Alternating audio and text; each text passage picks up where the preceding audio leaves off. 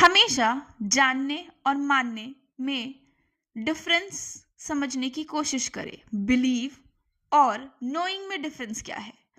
कोई भी बच्चा जब इस दुनिया में पैदा होता है तो वो रॉ आता है, उसमें कोई इन्फॉर्मेशन फीड नहीं होती है। फिर जब वो इस पृथ्वी पे आता है तो सोसाइटी, फैमिली, कंडीशनिंग और अपब्रिंगिंग के अकॉर्डिंग उसमें एक सिस्टम और एक सॉफ्टवेयर फीड की जाती है। आप जिस भी किसी धर्म के हैं, हिंदू, मुस्लिम, सिख, ईसाई, जैनिज्म, बुद्धिज्म, आपको सिखाया जाता है कि ऐसे दिखते हैं गणेश जी, अल्लाह ऐसे खुश होते हैं, ऐसा होता है बुद्धिज्म, और ऐसा होता है जैनिज्म के तीर्थंकर। वो आपको सिखाया जाता है।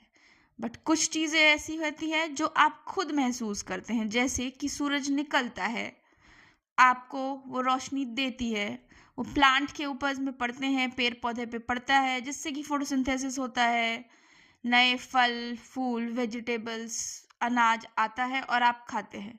तो जो सूरज है वो आपका नोइंग है, पर कुछ ऐसी चीज़ें हैं जो आपका बिलीव है। तो यही डिफरेंस होता है नोइंग और बिलीव में। जब आप चीज़ों को अच्छे से नोइंग के फॉर्म में समझने की कोशिश करेंगे, उससे आपका आत्मविश्वास भी बढ़ेगा, आपको चीज़ें समझने की कैपेबिलिटी बढ़ेगी, आपका ऑब्जर्वेशन स्किल बढ़ेगा।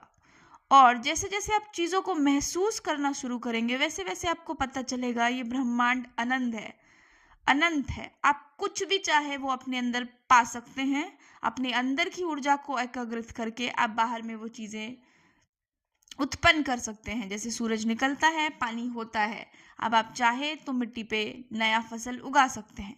पर आप सोचेंगे कि नहीं, ऐसा नहीं होगा, मुझे तो पता नहीं है, मुझे बताया नहीं गया। आपका जो बिलीव है उससे ऊपर होता है आपका नोइंग। जानने से ज़्यादा मानने पे फोकस करें।